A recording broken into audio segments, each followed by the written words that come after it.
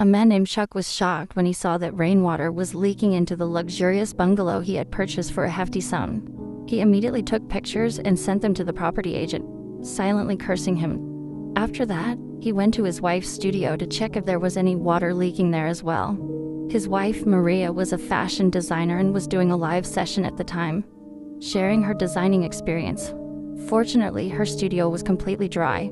That's when Chuck noticed an old mannequin standing in the corner of the room, one that his wife really liked so much that she had brought it along to the new bungalow. Then he went outside the bungalow to check if there were any other issues. Just then, he ran into a neighbor, Larry, who was surprised that the bungalow had actually been sold. During the conversation, Larry revealed that the previous owner of the bungalow had committed suicide there. Chuck was stunned to hear this, as the agent had never mentioned it. He returned home and began looking at the leakage photos again. That's when he noticed a shotgun in one of the pictures, even though there were no weapons in the house. He was confused as to where the gun had come from, but the strange events didn't stop there. The next morning, while he was walking in the bungalow's garden, he saw his wife's mannequin model standing bizarrely in the garden. Just then, Larry came by again and started inspecting the situation. Chuck began to suspect that it could be a prank by his younger sister, who had been mentally unstable since their mother's accident a few months ago. Larry advised him to pay attention to his sister's mental state. He also suggested that he should go to the nearby public library and read about the history of the area. Along with that, he was also invited to attend a meeting of a local group. In the afternoon, he went to the library, and while flipping through books, he finally found one that contained a deep history of the small village. Just as he was about to leave, he noticed some books scattered on the floor. At that moment, Ashley was sitting nearby and crying.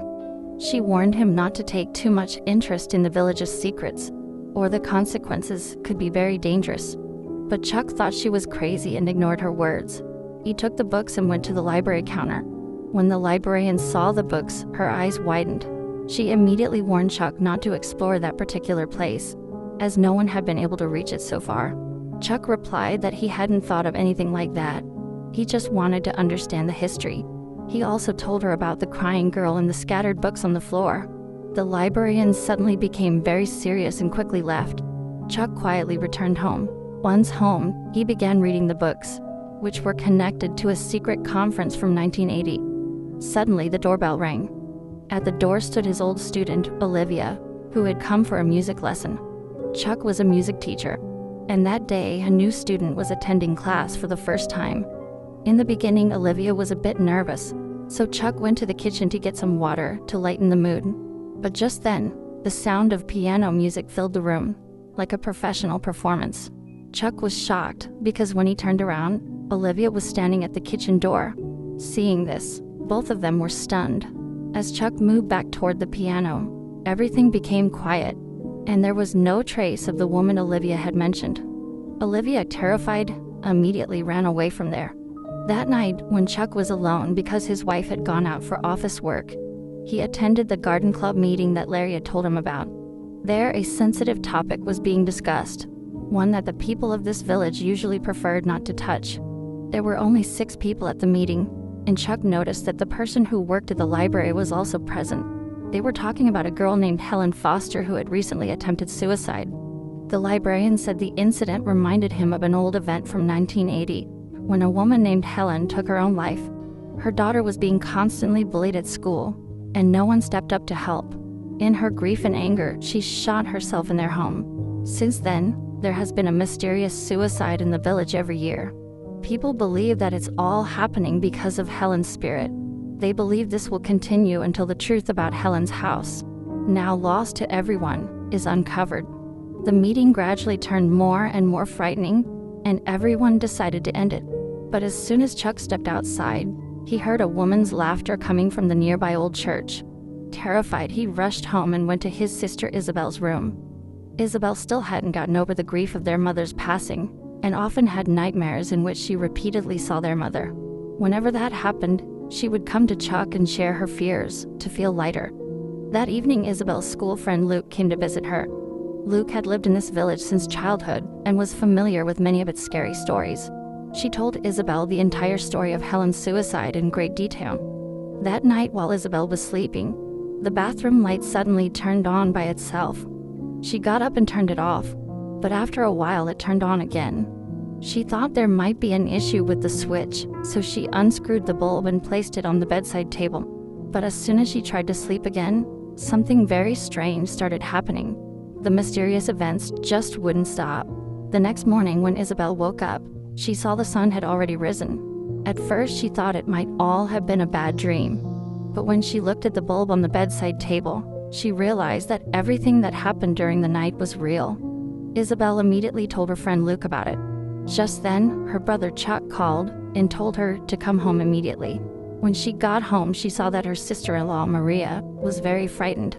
Actually, a little while ago, Maria was doing a live session in her design studio when something strange happened. The hands of the mannequin behind her started moving on their own.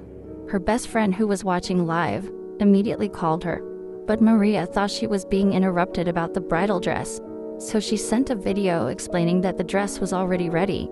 However, when she sat in front of the camera again, she was shocked. The mannequin had vanished. She hadn't even noticed it moving. Her friends started sending her message after message, urging her to get out of the room immediately. But Maria took it lightly and continued the live session. A little while later, when she went to show the mannequin's dress, she saw that it wasn't there at all. Suddenly, a loud noise came from the adjacent room. Maria was a little startled, but despite her fear, she cautiously moved toward the room. It was only then that she realized the truth about the dummy model. When Chuck heard everything, he came without wasting any time, and together they set the dummy on fire. Chuck explained that the previous owner of the bungalow had committed suicide there, which might have left some negative energy behind. It was decided that they would leave the bungalow. Isabel was told to pack her things and shift to the college hostel. Luke also came there to help. During this time, Luke's eyes fell on a photo hanging on the wall. It was of Isabel and her mother together. He told Isabel something shocking. "Your mother doesn't look at all like you described her. The condition of the picture and the presence of your mother in it feel very different." Isabel was stunned and immediately revealed that her mother had passed away just a few months ago in an accident. Hearing this, Luke was taken aback because he had recently seen Isabel's mother walking around in the house. While they were still confused and thinking about it, they suddenly heard the sound of utensils falling in the kitchen.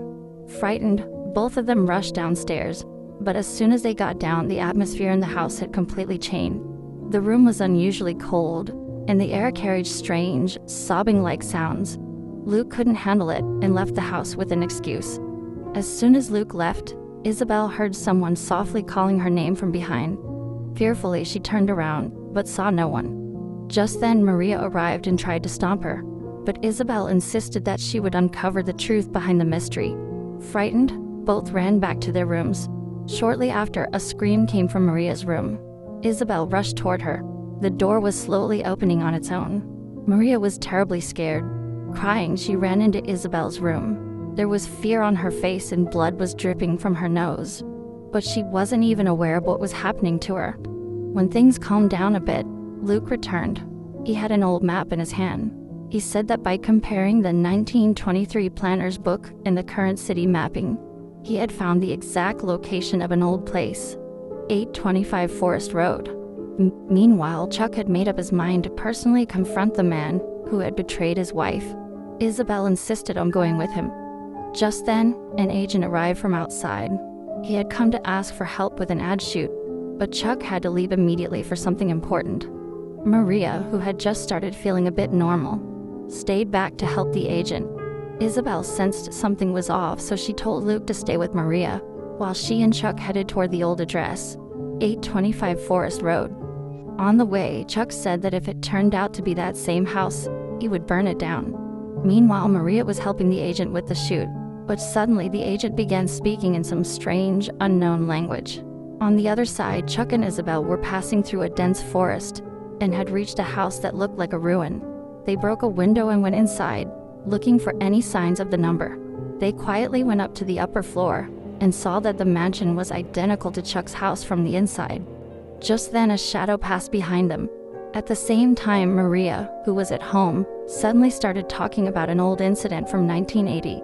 She said that her daughter was terribly bullied at school, and she had asked for help many times, but no one came forward.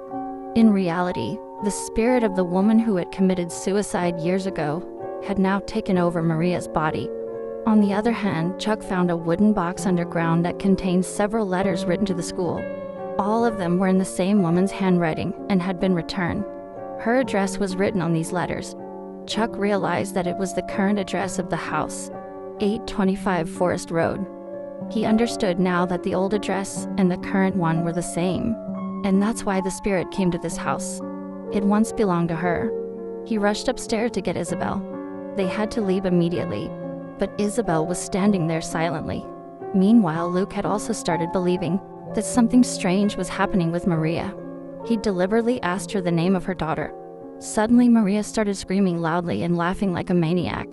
A few moments later, everything went silent. Luke thought the spirit had left, but just then, Isabel's eyes widened in shock. An invisible hand had gripped her shoulder. Chuck saw this and ran towards her. He quickly tried to save Isabel, but suddenly, both of them were pulled into the old room by an invisible force. With this, the story ends here. Let me know your thoughts in the comments section. Also, subscribe to this channel for more horror stories like this.